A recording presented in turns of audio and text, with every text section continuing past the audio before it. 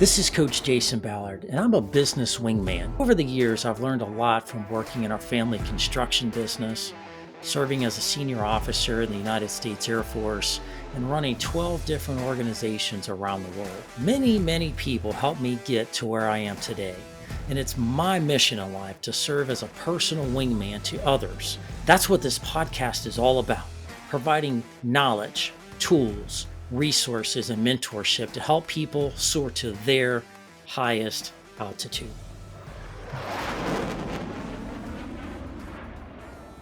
Welcome back to the Soar Higher podcast. This is your host, Coach Jason Ballard, and we're excited to be with you today. We got another great episode in store for you. We're gonna have some fun, a lot more fun with this one. Sometimes we get into some serious conversations about business and strategy and what's working and hiring people and firing people and all the crazy things that may happen in the workplace. Where today we're going to be talking about a different dynamic of leadership. We're going to be talking about what it's like to be a holistic leader, not just what you say you do in the office or in the conference room, but holistically as a leader in the company, out of the company, in board meetings, in social events or whatever that may be. And so today we've got a really fun topic: how drinking and entertaining can turn any event into a game-changing business opportunity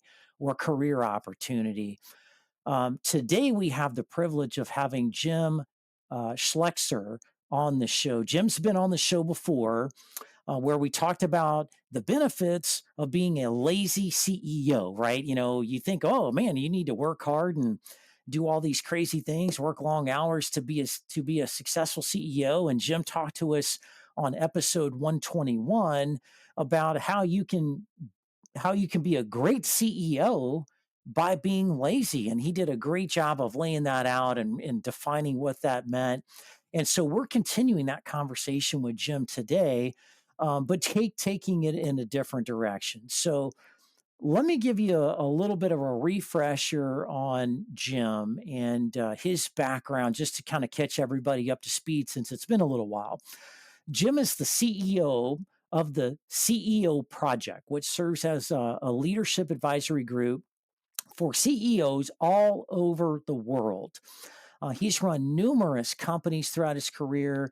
He's authored two books: Professional Drinking, which we're going to kind of dive into that one today, and Great CEOs Are Lazy, which we talked about in episode 121. He's also serves on numerous company boards and associations, and in his spare time, he also does an executive business podcast.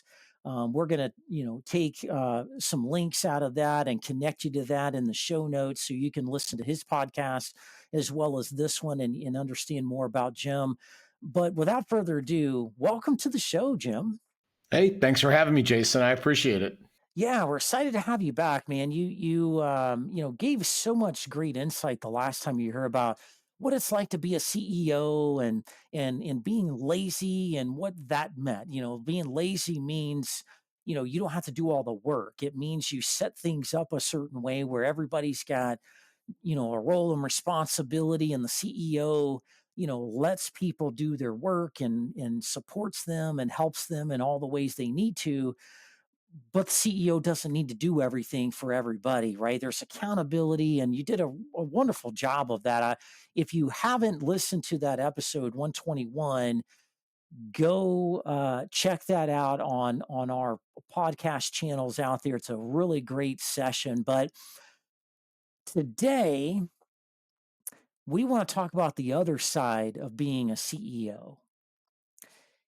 CEOs are very well rounded people, or at least they should be very well rounded people, polished people, educated people, knowledgeable about the business they're in, and they're leaders. They've studied the art of leadership and have and come in and do a great job in the workplace. But being a leader also means that you're doing other things as well. And so, Jim, talk to us about your book, Professional Drinking and Entertaining. What inspired you to write that book? What led you to talk about these things? Yeah.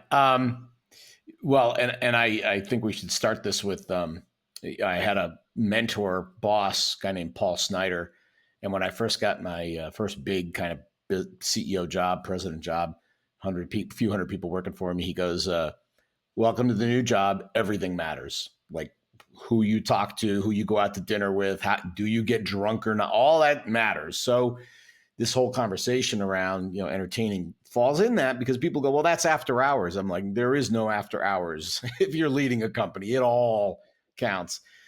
So I've always enjoyed wine and learning about wine, and I had some friends that were just really knowledgeable, and it was super. I found it super impressive how much they knew about it.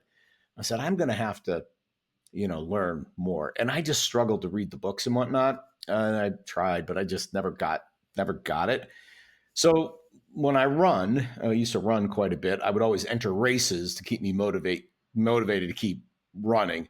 So I did the same thing with wine. I said, "All right, I'm gonna register to take the introductory sommelier class," and then I passed that fairly easily, luckily. And I said, "All right, now I'm gonna take the level two sommelier class." Well, that took 2 years of tasting and studying and blah. But knowing that the terror of that of that test kept me motivated to learn. So I did pass, luckily. I can certainly talk about what's involved in that. But I said, well, now that I know all this stuff, what would be useful? And I work with CEOs all the time, and we'll go to dinner. And you could take a CEO who's sort of master of the universe, super confident, making decisions. You hand them a wine list, and their hands start to shake, and they don't know what to do. And I go, that's a shame. So I'm going to try to help that problem that I see is how do you entertain elegantly? How do you put people at ease? Because a lot of relationships are built over, a nice meal or a glass of wine. So that's really what the book came from is I had all this knowledge. I had 30 years of business entertainment experience, and I kind of merged the two to create this book and give, young and old advice on how they might handle themselves a little more elegantly. Yeah. So do you find that a lot of leaders out there do struggle with socializing, right? You get them out of the work environment, get them out of the boardroom, and you're at a cocktail mixer, some kind of a chamber event or some kind of business setting, or even if it's just in a small group, go to a steakhouse and you're entertaining some clients that they're not as comfortable in that environment or not, know what fork to eat what with, and some of the we'll call it the polished aspects of being a leader. Yeah, yeah. I mean, I think inevitably we all sit somewhere on the extroverted introverted continuum. I'm probably kind of in the middle, but I learned that in those environments, I have to push up my E, right, my extroversion, and be more engaging. And but it takes energy for me. After a night of socializing and meeting people and networking, I'm like, I'm going home and go to bed. I'm done. And there are people that take even more energy than I do, and so they find it hard. The other one is if they didn't have a situation in growing up that they got taught some of these things about how do you do, then you have to either learn it on the job and maybe embarrass yourself or take a class or something. So not everybody comes, the finished product, hopefully over a few years. And when we get to these more elevated positions, we've been rough, all the rough edges have been knocked off and we've learned how to do these things. But wine continues to be a hard point for people. There really isn't a good place to learn how do you handle yourself around wine and spirits and, which fork, we all kind of learn that eventually, but wine is harder and it's super complex. And that's part of, and I think wine people make it complex. So like I know the secret language and you don't know it. I really think there's a thing about that. And so I was trying to crack the code a little bit. Yeah, a little bit of control. Like, I no knowledge is power. If I know something about how a grape is smashed and put into a glass, then I feel important, I guess, right? Well, yeah. Yeah. Yeah, exactly. Awesome.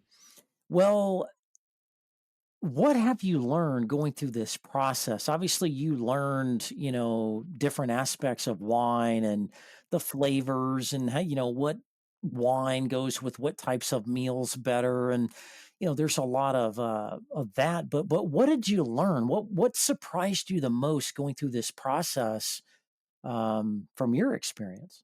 Yeah. So maybe the first thing is, and I'm going to teach you a couple secret techniques that I learned or developed in a second here. One is if you go to a decent restaurant, um, that wine list was put together by somebody who really knows wine, maybe a general manager, maybe a sommelier, somebody who knows their wine. And they've selected every one of those wines to be on that list because there are thousands and thousands of lines. You don't see wine lists like that. They've got 50, 100, 200, whatever. I'm going to tell you, they've all been picked, which means they're all good. So there's no bad wine on a wine list. And people worry like, oh, did I get a good wine? I'm going to tell you, you could walk into a wine list at a restaurant, cover your eyes, point at it and go, give me one of those. And you're probably going to be just fine. So people are always nervous, like, oh, I'm going to pick a bad wine. I'm like, shh, there's no bad wine. Don't worry about it. It's okay. You can't make a mistake. And, if you did, then there's no mistake. You're with good people. You're having a good time. You're having good conversation. That makes the bottle work. So no bad wine. That's the first one that I learned. And I always had that same worry, like, oh, I'm going to pick a bad wine and I will embarrass myself. And there's no bad wine. Don't worry about it. The second is the sommelier, if it's in a fancier place. People think, oh, they're there to sell me more wine than I want to buy, right? They're going to jack me up and make me pay more. But here's the thing: a restaurant lives on people coming back. Like if you just went to a restaurant once and never came back, that's not very interesting to the restaurant. What they want you is like every month or whenever I entertain or come back. So their goal is to give you a great experience. So if you get a sommelier who's jacking you up and making you spend more than you want, you're not coming back. So their smart ones go, look, I'm going to get you just what you want, no more, no less, and make you happy. So you come back and you spend more money with us. So people are worried that they're not there to help, but some love wine and they love to help. So this comes to one of my favorite tricks. When you don't know usually we go to a restaurant, we don't know what to order for all the reasons you talked about. What is a great taste like and what matches with what food, and there's all this stuff. But we do know how much we want to spend. Like I want to spend $50 or $100 or whatever my number happens to be for that particular restaurant. So here's the trick. You get the sommelier to come over. They're over your shoulder. You open up the wine list. You run your finger down the page. You're pointing at prices, not wines, prices. Nobody can see that but you and the sommelier, by the way, right? So you have a table full of clients. You look smart. You go down, you go, I'd like something from this region. You're pointing at $100, right? Or whatever your number is. The sommelier says, yes, sir. I absolutely understand what you want. What's everybody having for dinner? The veal, okay, let me get something from that region I think is going to really please you. Off he goes. He brings you a $100 bottle of wine. It's tremendous because they love wine. Then you look like you're super smart and you don't need to know a darn thing about wine. So that's my favorite wine list trick for That is a dummies. great tip because yeah, you get in there and they got $500 bottles of wine, $100 bottles of wine, and $30 bottles of wine, right? And you're like, I don't know, like, yeah, and you don't wanna feel cheap and say, "Well, just give me the house wine," right? That's code for, cheapest thing you got, right? Yeah, Right, and yeah. so nobody wants to say that, but then you're like, "Well, I don't wanna spend $3,000 on a bottle of wine that's been floating in the back of a ship for 20 years or whatever, some special thing." But how do you know? That is a great tip. I love that. Just go down the list and have him, kind of do his job, point it out to you. I'm like, that sounds great. Perfect. Yes. That's amazing, Jim. I love that tip. So, why is this so important for leaders, right? Leaders go into work and man, I do a great job and I, get everything done that needs to get done in the company and I support the people and all of that. But why is this social side? Why is this helpful for leaders? How does this benefit leaders to be thinking about things a little bit differently other than just doing the job? Yeah. And I over time I used to think the job was all technical, right? It was, bits and bytes and dollars and cents and this and the product release dates and comp models and it turns out that relationships are super important to success in business, maybe more important than some of the other stuff in some cases. And relationships get built over meals and over a glass of wine. And so you are handicapped as a leader if you're not able to build relationship in this way with partners, potential acquisition candidates, big hires you're trying to make. You're trying to woo them into your company. You want to sit down and have a meal with them and talk about what's going on in a casual environment. So I used to say when I ran a global company, I said global businesses are lubricated by beer, meaning if I if I sit down and have a beer with you, and then a month later I say, "Hey, Jason, I need a little help on this thing." You're like, "Yeah, no problem. We had some fun, some laughs. I'm happy to help you. We've built relationship." And I think it just lubricates the operation of the machine, and those relationships pay off. And so it's not a waste. It's an investment that will pay off in some way. And the problem is we don't. It's not like a one-to-one correlation. Buy dinner, get payback. It's more about I can do things with you over time, and we build trust levels, and that allows us to do things that we wouldn't be able to do if we didn't trust each other. So I think it's really about that, building relationship, building trust, both with people that work with you and people you'd like to work with. Yeah. Yeah, you get to know people on a deeper level. They just when you're in a social setting and you're in a nice restaurant or what have you. People like their guards are down and you're having some drinks. You just get to learn more about them and kind of what they like. I live in Louisville, Kentucky, so we're the capital for bourbon, right? So when I moved here, you become quite the wine connoisseur.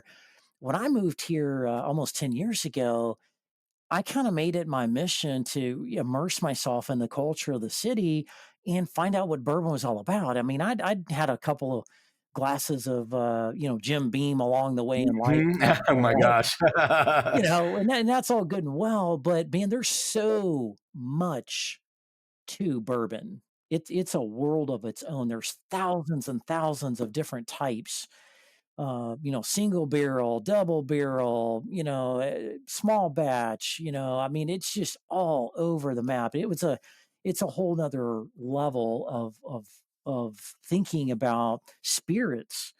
And I'm like, I'm gonna learn this stuff. I'm gonna, try different. My goal for the first few years was to never drink the same bourbon over and over again. Like I buy a bottle of bourbon, Jefferson's or something. I'd buy that. I wouldn't buy it again. I'd go get, Maker's Mark, or I'd go get another brand, right? And I just tried one after another, and what I liked about it, what I didn't like about it. Boy, it really opened up conversations with people. And I learned enough to even like teach people some stuff about it. Here I didn't know crap about it years ago. Now I've learned enough to sound like I know what I'm talking about. And What a great experience you can offer to potential partners or clients, or like you can teach them a little something about bourbon. That's great. That's great. yeah, I even would take him on a bourbon tour. We have they have it, they call it the Bourbon Trail here. It's like a passport, like a passport you'd have, when you want to travel to foreign countries.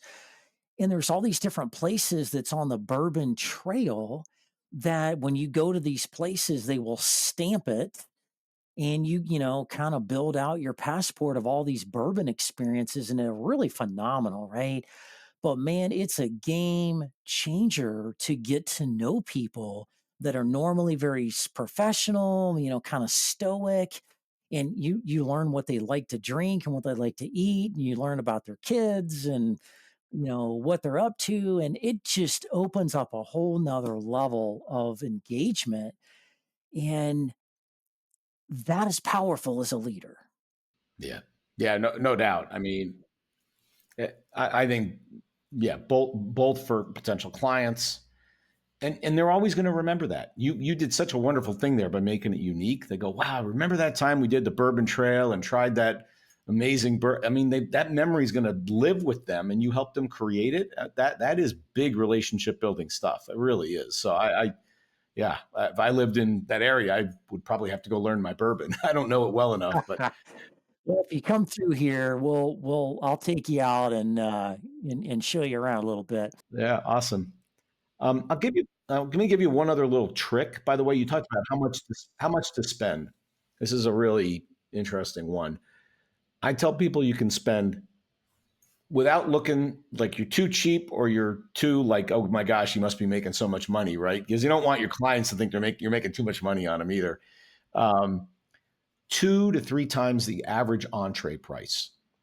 So you look at the menu and you look at what the entrees cost, and you can go for the bottle of wine 2, maximum 3 times that price. So if I'm in a Italian place and a plate of pasta costs 25, $30 on average, I could spend $50, no problem. I could even go 75 and we're just fine.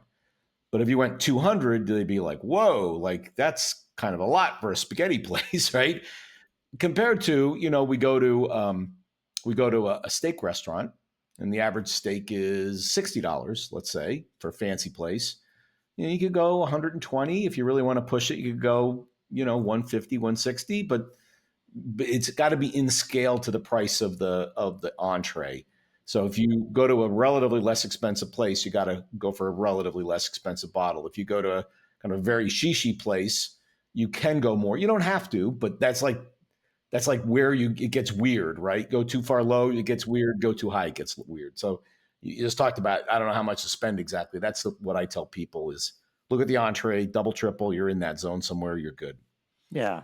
Yeah, you don't go to Applebee's and order, a $15, meal, pasta dish, and then order a $500 bottle of wine, right? Like Yeah, that just I don't doesn't. think Applebee's has $500 bottles of wine.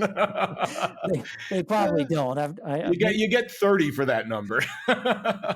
Yeah, but yeah, that makes a lot of sense. You wanna kind of make that match and make that kind of flow together where it connects in the right way, where you're not grossly out of whack with that environment, kind of match the environment. It's kind of like how you dress. If you go to Applebee's and grab a beer after work with a coworker just to shoot the bull and catch up on some stuff, great. You can go there as, business casual or whatever. But if you go to like a Ruth Chris steakhouse, normally wearing some dress slacks or for the ladies, a skirt or a nice outfit, right? You kind of dress per the environment. And I think what you're saying is you kind of adapt to these environments of, whether you're in a, more standard place or a more upscale place, you want to throttle that a little bit. Is that right? Well, and I think that's about making people comfortable, right? And like I said, building relationship is building comfort. And so if we're in a place you're supposed to be a little fancy, you don't want to look out of place. You don't want them to feel uncomfortable around you. You're like, oh, this all kind of visually works. It makes sense together in my brain. And we're at Applebee's, we're wearing jeans and a polo shirt. That's okay, right? And we're at a Ruth Chris. Well, you're probably going to be wearing a business jacket or something. So yeah, I agree. Like the matching the wine price, it's all sort of building that experience that works together. So you can and really more than anything else, so it drops into the background. And what's front and center is the conversation, the relationship, the if any of those bits are really weird, people will focus on, the guy with the purple suit on, right? And they won't have the good quality conversation that they'd like to have. So it's really about making everything go into the backdrop. That's really, I Yeah, think, the I trick. I gotcha. Yeah, people doing somersaults and cartwheels delivering dessert. That's it. Kind of takes. It's just kind of too distracting. It's too much, right? Yeah, I gotcha.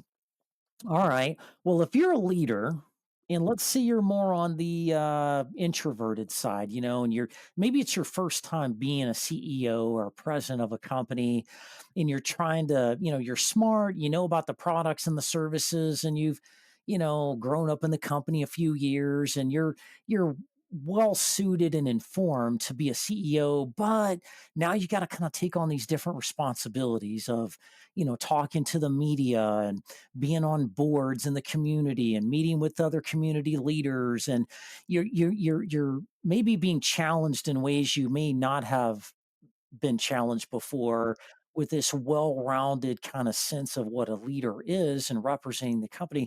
Let's say it's your first time doing that, and you how do you get started? What should you be thinking about to kind of make that mental shift of now I'm this type of leader now, and here's kind of a nice pathway for me to go down to ease into this and get comfortable? And what are some things you've seen work or maybe not work?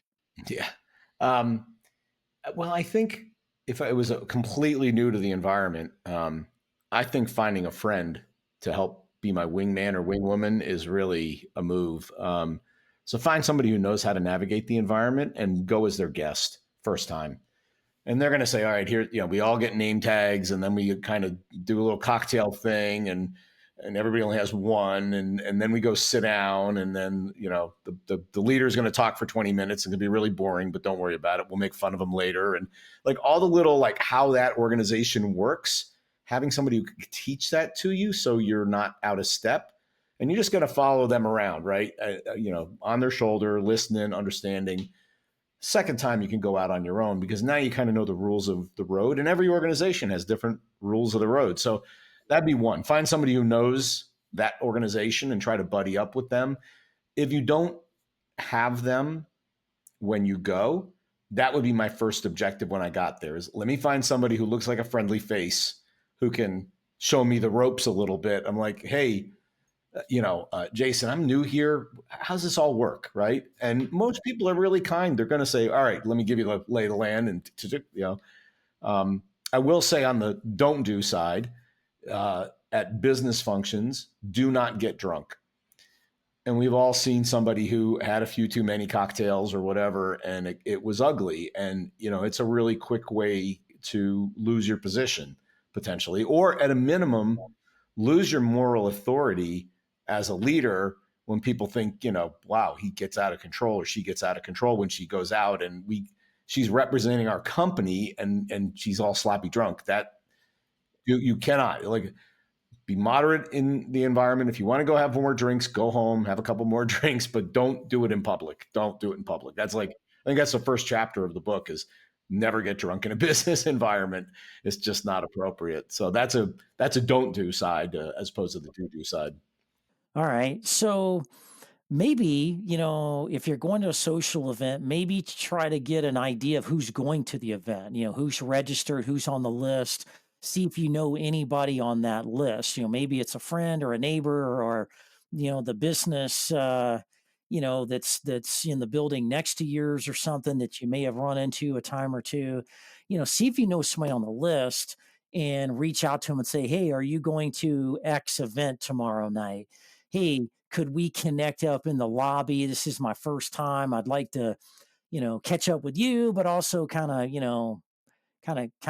tag team this thing a little bit. And that can be a nice segue in. Now, I love that what idea. It's a great idea. what if what if you've been at this game a little bit? You've been to some of these socials and mix-ups. What if you, the CEO of your company, what if you're hosting people at your house? What if you're hosting people at a conference? Or what if you're the host and you're paying for things and there's a, multi-day event and there's stuff going on during the day and then there's kind of the after party stuff that happens at night where there's more close knit dinners with certain people. Any tips for people on how to host that? Things to be thinking about in the planning process of what to do, what not to do, and to be a great host and offer a great experience. When it's your party. Yeah. And, I think a host of a business event is like a host of a social event at home, which is just friends. Your job is to make sure everybody's having a great time and they're connecting and they're meeting people. And so that means you don't get to run your agenda as you might if you were not the host because you have that bigger job. So I think a couple of things. One is you should be thoughtful about who should meet who in the room.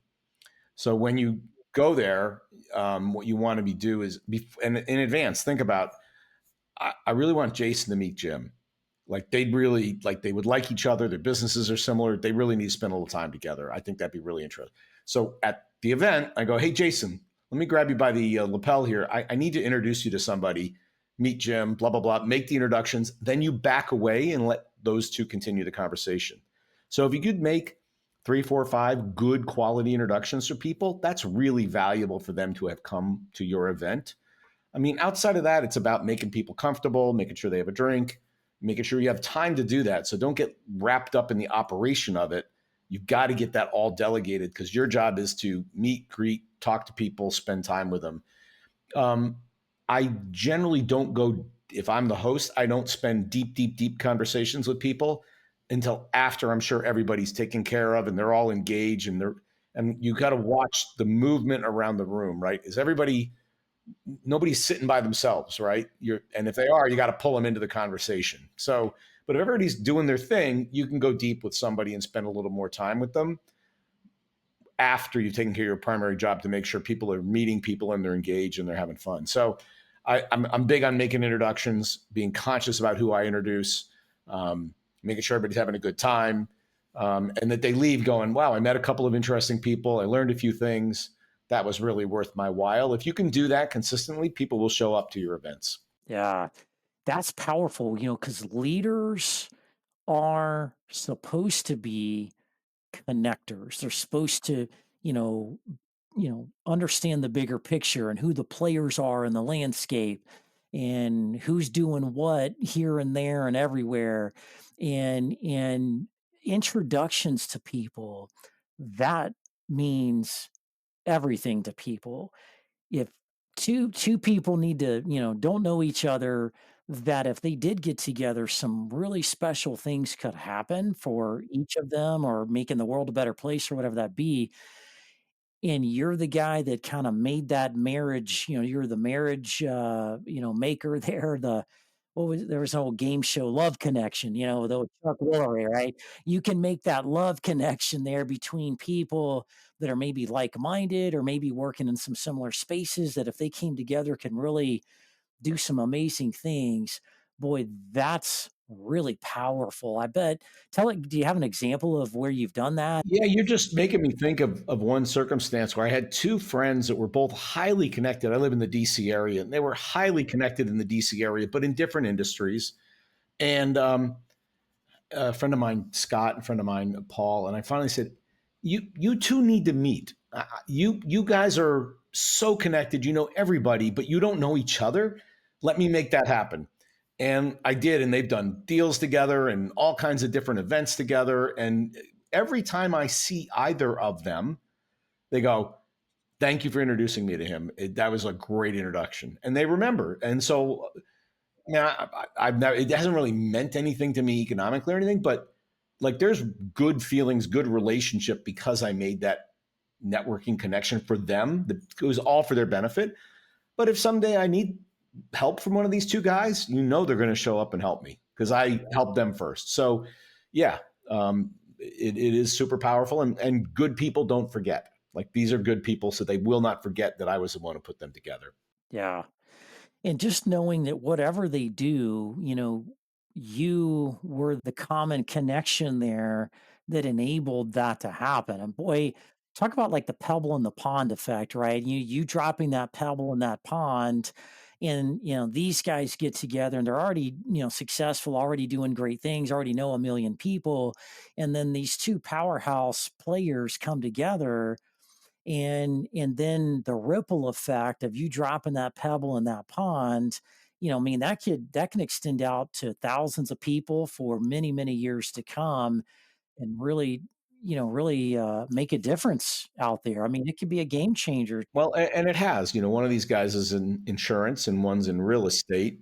So they've done deals together for their own property, but then they've also referred each other to other clients and who've referred to other clients. And so that one introduction probably got two or three, layers of people introducing people to quality individuals that can really help them out. So yeah, it definitely had that ripple effect that you never know where it's going to go.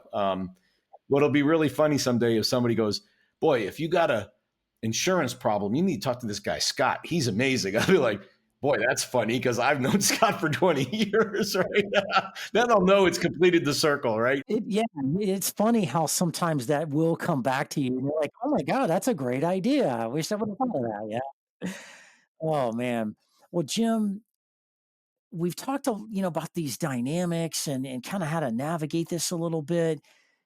Talk to us about the do's and the don'ts in these environments, right? There are some, I guess, unspoken or maybe even unwritten rules that surround these types of environments of what is appropriate, what's not. What are some of the do's and don'ts? What Start with the do's. What are all the top 5 things people should do when they are in these situations and they're operating in this way? Yep. So one, networking environment technique, and you'll see people that are highly connected doing exactly what I'm about to talk about. They position themselves either at the door where everybody's going past them. So as they come in, they go, "Hey, Jason, how you doing? Hey, Jim, how you doing? Hey, I need to talk to you about something later." I mean, they're just meeting. They're making sure they see every single person that goes into that room because of where they position themselves. The other place they'll position themselves is by the bar. They figure everybody's going to get a cocktail or a drink or soda or something. No, it's true though. And you'll see them just hanging out right by the bar, watching Hey, Bob, how you? And they're meeting everybody. These are the highly connecteds, right? And if people that don't know how to work a room like that, they'll run off to the corner and they'll kind of hope somebody comes and talks to them. But the highly connecteds use positioning to make sure they run into the people they want to run into. So that's one. I think your idea was of look at the list and know who's going to be there. And they have a target list. I want to talk to Jim. I want to talk to Bob. I want to talk to Sally. I want to talk to Maria. If I don't do anything else tonight, but I talk to those 4 people, it was a good meeting, a good session. Have a goal and an intention. Okay. Absolutely. So the at the table, when you're dining with people, I think people really look at this is the most important thing, and this is actually a really big interview question for people that are looking for jobs. How you treat the waiter. Sounds so simple, right? But people that are mean and kind of abusive and view them as subservient, like you don't want to do business with those people. But if somebody's like, "May I please have," or "Thank you for doing this," or they're polite and they're courteous and they're engaged with the server, those are good people. So if you're thinking about a partnership with somebody and you just watch how they treat the server. By the way, a good person will be looking at how you treat the server as well. So you got to be polite. You got to be on point. That's so, so, so important. I've literally heard of people losing big, big, big jobs or big, big, big, big contracts because they were abusive to a server. So it's something simple like that. I told you don't get drunk. That's a big no-no. Don't do that. I think people forgive the whole like didn't quite use the right fork and knife. I mean, ideally you figure that out as you grow up over time, but that's not the biggest thing in the world. Um, Maybe pet peeve, but it does happen. Uh, Sounds horrible. It's really petty, but I'm going to say it. Don't eat with your mouth open. So That's pretty it's a good, thing. actually. Yeah. If people go, and personally, it is like nails on a chalkboard. I'm like, I can't be around this person. I can't be near them. So, that's just basic. That's kind of very low level politeness. And you can get more and more refined over time. But I think people get hung up on etiquette as well. And like just a basic level of etiquette will get you a long, long, long ways. And people will have some grace and some forgiveness if you're not perfect. And I'll even sometimes when I see somebody doing something wrong, I'll go, "Hey, by the way, that's your water glass and that's your bread." So, just helping them out. And that maybe I'll end with that one. This is maybe the best advice I've ever given to anybody, and I've given to a lot of people, is when they sit at the table, you make your hands like this, like a B and a D. Like your fingers are up in the air, and you make a little circle with your index, your forefinger, and your. So on your left is a B, and on the right is a D. So on your left is your bread, and on your right is your drink. B, D, bread, drink. Oh my gosh. And Genius. it's super simple, right? But when you're like at a round table and there's plates everywhere, you're like, "Oh boy, which one's mine?" I don't know, right? Right. Yeah. You So take I'll somebody's actually dessert. sometimes Yeah. go, Yeah. I'll sit at the table and go, "Hey, I learned this amazing little trick. You do like this. I make everybody do this." And they go, "That's your bread. That's your drink." And now we all get it right, because what happens is somebody randomly guesses and they get it right half the time, and then it screws the whole table up, right? So yeah, B and D, bread and drink. That's a winner every time. Yeah. Yeah, I love that. I appreciate you sharing. That was a great tip. I hadn't heard of that. The B and the D. That's very simple. Well, I think something I'll kind of add in there too, especially if it's like a Christmas party or a work function. Bosses don't stay around very long. Right? You're hosting, you may be paying for everything. It's a big party or a company picnic or Christmas party, you know, go, attend, be a part of it. But there's a certain point where you sneak out. You make an appearance, you talk to people, be very genuine, you go eat your meal and have a couple drinks, walk around, socialize, but when the DJ starts the music and the dinner and some of the activities are, starting to come to a conclusion. People want to hang out. They want to cut loose, and they don't feel comfortable if the boss, especially the big boss, is there just kind of hanging out, watching everybody. Right? They just aren't their normal selves. Have you seen that in your travels as a leader? Yeah, I had a friend. She used to say, "Come early, leave early." That was her strategy. So be there, be able to greet people, be part of that, and cut out at about the 60, 70% of the party point and let the last, 30, 40% for other people. So yeah, I agree that, and nothing good happens after 10 or 11 o'clock. It's just go home, right? And let your people party and have a good time. And because you do suppress it as a leader, even if you don't mean to. You're like, no, I'm really approachable. Everybody loves me. No, they're not going to be, to your point, they're not going to really have the fun that you'd like them to have if you're hanging out eyeballing them all, and because they know that's going to show up Monday morning and they don't want that to happen. So yeah, I'm all about show up, make the appearance, leave early is a great and even if you're paying the bill, to your point, it's leave the credit card with somebody else who you trust and get out of town. Let them have their fun. Because by the way, you're not one of the people. This is the thing. People go, well, I'm a man or woman of the people.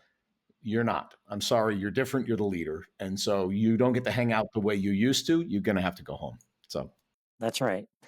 Yeah, you always have to remember when you are entrusted to a position of leadership, it's like living in a fishbowl.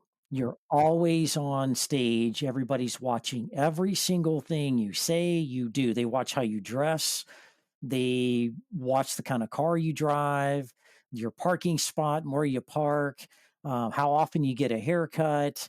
They watch how you react in meetings and how you deal with a crisis, how you deal with hiring people or firing people, or how people are doing things. I mean, they everything about you is under the microscope. We are watching and observing your body language, the tone in your voice, the style of your clothes, to you name it. Every single thing is on display, and they're taking note of every single thing. And you have to know you're always on the stage, whether you are at work or in a social event or a community event, or you're sitting in your house, hanging out, and somebody calls you on the phone, like you're always on. You're always the leader, and you always have to be ready. I remember I was a leader of this organization, and we were living overseas. And 3 o'clock in the morning, I get a call. Hey, somebody that works for you made a very bad decision and drove while intoxicated, mowed down somebody's fence. Their cattle got out. Some cattle got killed in the road. We arrested them. What do you want to do? oh boy, at 3 in the morning, Now, fantastic. so, and that was on a, Friday night slash Saturday morning. And yeah, I had a couple cocktails that night at the house, watching a movie with my family. I had to get up. I had to dress like a professional. I had to go to the corrections area, and we had to bail them out, and we had to, and you have to, you're always on, even at 3 in the morning. Like you, anytime you can get called into any situation. I've been in situations where I get called and, some pipe froze and it flooded half the building or something, right? And you got to go in there and figure out how to get somebody in there to fix it and deal with the situation, right? You're always problem solving. You're always dealing with people dynamics and just stuff that's out of your control. You're always on. Yeah. Yep, absolutely. And that was really Paul's comment to me, like everything matters, right? And just to your point, 3 o'clock in the morning, how you show up, even though you're half asleep and whatever, it matters. It's going to get around. You got to show up the right way. Absolutely, 100%. So as we kind of conclude today, Jim, I want to circle back to how professional drinking and entertaining, it doesn't mean you're a professional drinker, as in you can drink a whole keg of beer at one time and still live to talk about it. No, professional drinking is really about, socializing and getting to know people. You talked about it as a relationship opportunity, and how those help open up opportunities for other people.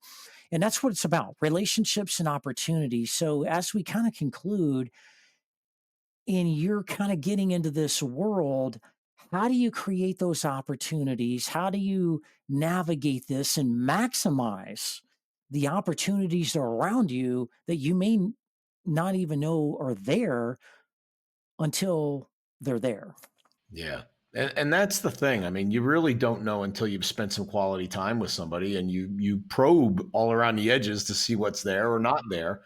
But I think about breadth and depth when you ask that question, right? So sometimes I'm there to throw my big net and just sort of interesting, not interesting, interesting, not okay. I want to go deeper with this person, not so much. So I want to throw the big net. That's more of a networking event. Like just go meet some people and just build your Rolodex, if you will. And but note, like, okay, these three people I really need to go deeper with. That's where depth comes in. And now I go, hey, Jason, I really had a great time talking to you at that event on Tuesday. I wonder if you want to get together for a coffee or maybe dinner this week because I'd love to go deeper because I thought there were some interesting things we talked about. And that's a depth conversation, like really getting in the mud together and seeing if there's an opportunity for both of us or not. That generally doesn't happen in a networking event. That's throwing the big net. So just that's another maybe element is am I throwing the big net here and just seeing what I got? Or am I going deep with somebody where I'm really trying to figure out if there's an opportunity together? Um, and they're both valid and they're just different environments and different lines of thinking. And you see this when you deal with large organizations. I call it the name game. They see who you know in the organization, and that is a signal to them if you're to be taken seriously or not. So you start reeling off all these vice president names, and they go, "Ooh, he knows some people. I need to deal with this person in a certain way, right?" If you start naming off people that are like out in Oshkosh and Nome, Alaska, and like they're not really in the center of the business, they go, so like I said, it's a signal of how they should deal with you. So that's another reason to have a nice, robust network is when you connect with people, you can signal to them that you do know, the right kind of people and you can bring value to the conversation, which is really what you're saying is like they perceive me as valuable. You should perceive me as valuable. So it's a great signaling of credibility to have a nice network like that. And I agree, the working together is way more fun than working apart. And I think we can solve much bigger problems together than we can independently. So the network is just immensely valuable. And the better you are at it, the more value you can create together. Yeah, absolutely.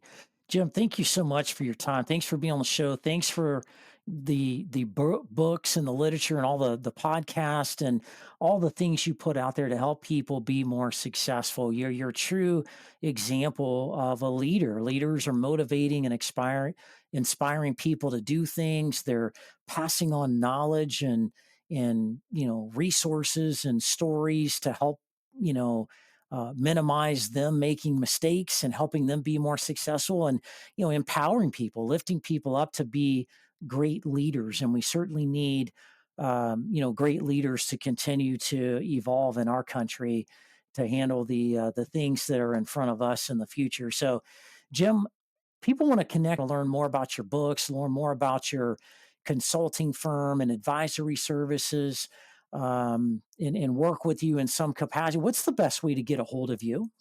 Yeah, well, the website is probably the best way, and there are connection forms. It's called the ceoproject.com, the ceoproject.com, and it's a great place to find out what we do, and we talk about the books and all the other jazz there. So if you're interested, that's the best place to go.